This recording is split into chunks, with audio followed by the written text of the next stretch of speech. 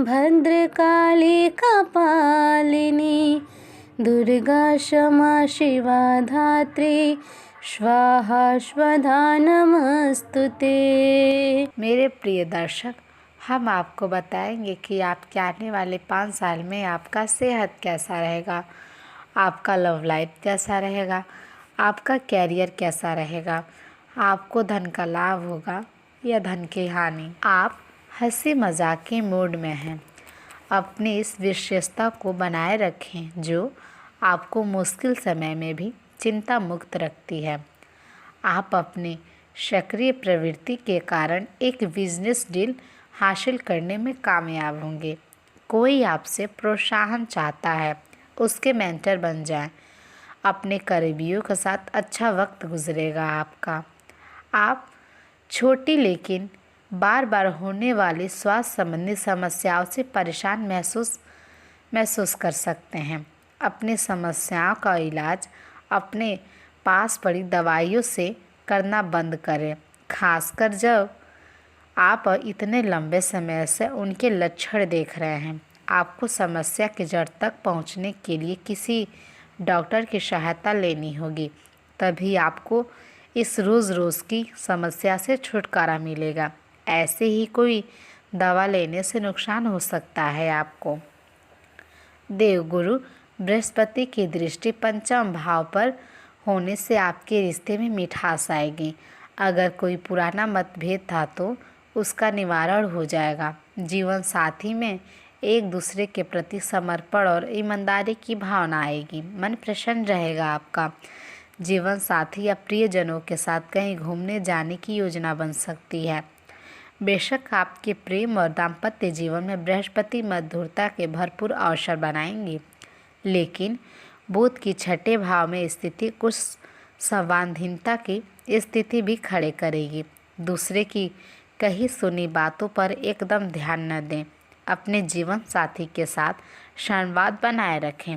अपने बीच की बातों को आपसी बातचीत के जरिए हल करने की कोशिश करेंगे तो आपके लिए फ़ायदेमंद होगा ये। साथ ही कटुता नहीं आने पाएगी। अपने बीच की बात किसी तीसरे तक न जाने दें, चाहे वो परिवार का कोई हिस्सा ही न क्यों ना हो और आपका चाहे कोई करीबी दोस्त ही क्यों ना हो। नवंबर से आपको इस बात के लिए विशेष रूप से सतर्क रहना है। अगर आप यह कर सके तो आपकी परेशानियां हल हो जाएंगी। जीवन साथी या प्रियजन के साथ व्यवहार में अतिरिक्त मधुरता लाने का प्रयास करें। सब सुखमय रहेगा। व्यर्थ के वाद विवाद से बचना होगा आपको। जीवन साथी के भाव यानी कि सप्तम भाव पर केतु की दृष्टि है। इसकी वजह से विवाहित लोगों के लिए अपने जीवन साथी को समझने में कुछ परेशानी आ सकती है और यह मनमुटाव का कारण बन सकता है। इसलिए एक दूसरे को समझने का कोशिश करें, बातचीत करें। सूर्य का गोचर भी सप्तम भाव में होगा। इससे जीवन साथी के स्वभाव में अहम या उत्तेजना की भावना बढ़ सकती है। स्वभाव में थोड़ी आक्रामकता आ सकती है। इसलिए समझने की ज़रूरत है कि यह ग्रह के प्रभाव से हो रहा है और आपको आग में घी का काम नहीं करना है, बल्कि शीतलता से काम लेना है। बुध गोचर वर्ष सप्तम भाव में आ जाएंगे, इसलिए उसके बाद सब कुछ आपकी बुद्धि और आपके संवाद कौशल पर निर्भर करेगा। आप चाहे तो वाणी की मधुरता से समय को आनंदमय बना सकते हैं और आप चाहे तो बिगाड़ भी सकते हैं इसने। अपनी वाणी में मधुरता लाएंगे तो सब कुछ सामंजस्य रहेगा और मंगलमय होगा आपका। दोस्तों, आगे बढ़ने से पहले हमें आपसे विनम्र निवेदन है, अगर ये वीडियो आप लोग को सही लगे, आपके जीवन से मिले, तो प्लीज़ आप हमारी वीडियो को लाइक कर दें और जिन लोगों ने हमें सब्सक्राइब नहीं किया है वो लोग हमें सब्सक्राइब करके बेल आइकन का बटन दबा दें। मेरे प्रिय दोस्तों, आपका एक लाइक और सब्सक्राइब हमें अगला वीडियो बनाने के लिए उत्साह प्रदान करता है। हमें उम्मीद है कि आप लोग हमें सपोर्ट करते चलेंगे। तो चलिए हम बात कर लेते हैं कि आपका लव लाइफ और पारिवारिक संबंध कैसा रहेगा। आपके मुश्किल समय में आपके साथी ने आपको काफ़ी प्रेरणा और आगे बढ़ने की हिम्मत दी है और आप इसके लिए उनका काफ़ी सम्मान भी करते हैं, लेकिन किसी विशेष परिस्थितियों की वजह से आप दोनों के बीच गलतफहमी आ गई है और दूरी की यह खाई बढ़ती ही जा रही है। स्थिति को बिल्कुल ख़राब होने से पहले आप संभाल लें। आप और आपका पार्टनर एक साथ मूव इन के बारे में सोच सकते हैं। एक बहुत अच्छे घर में रहने की आपकी योजना में आपके पार्टनर बहुत अच्छे से आपकी सहायता कर सकते हैं। हालांकि मूड बदलने और खुश मिजाज बनाने के लिए रूटीन में बदलाव के लिए आप किसी खूबसूरत जगह पर छुट्टी मनाने या किसी रोमांचक यात्रा की योजना बना सकते हैं। अब आइए हम बात कर लेते हैं कि आपको धन का लाभ होगा या धन की हानि। आपका व्यवहार याद करने योग्य होगा। अपने लाभ के लिए इसका प्रयोग करें। लोगों से मिलें और उनसे सकारात्मक बातचीत करें। एक सकारात्मक शरीर की भाषा बनाए रखें। यहाँ से एक नया अवसर अंकुरित हो सकता है या एक नई परियोजना शुरू करने के लिए एक अच्छा सप्ताह दिखाई दे रहा है।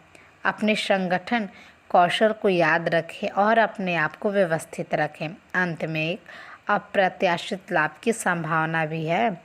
साल आपकी प्रतिभा को आपके उच्च अधिकारी पहचानेंगे और आपके कार्य क्षेत्र में आपकी काफ़ी प्रशंसा भी होगी, यानी कि तारीफ़ें होंगी। और साथ ही साथ आपके घर में उपहार भी मिल सकता है जो आपके दिन को प्रज्वलित करेगा और आप इसके हकदार भी हैं।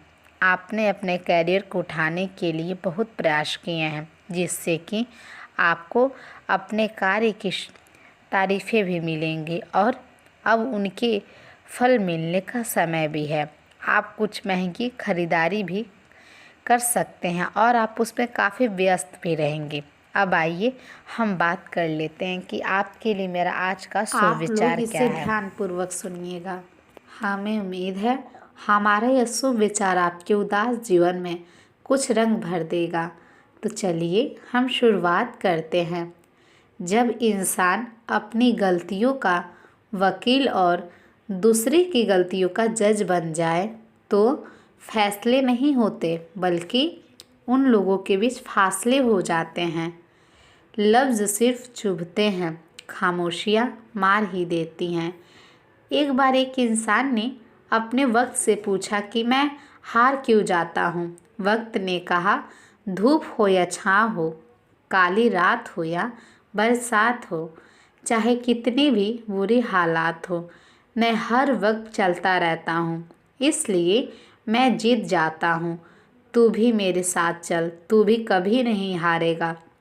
मुट्ठियों में कैद हैं जो खुशियाँ, वो बांट दो यारो। ये हथेलियाँ तो एक दिन वैसे ही खुल ही जानी है। उम्मीदों से बंधा एक ज़िद्दी परिंदा है इंसान, जो घायल भी है उम्मीदों से ही है और ज़िंदा भी उम्मीदों पर ही है। सुखी होने के चक्कर में जो पूरी ज़िंदगी दुखी रहता है, उसी का नाम इंसान है। मेरे प्रिय दर्शक, हमें उम्मीद है हमारा ये शुभ विचार आपको काफ़ी पसंद आया होगा। आपका बहुत बहुत धन्यवाद हमारा ये वीडियो देखने के लिए। आपका दिन शुभ हो। जय माता दी।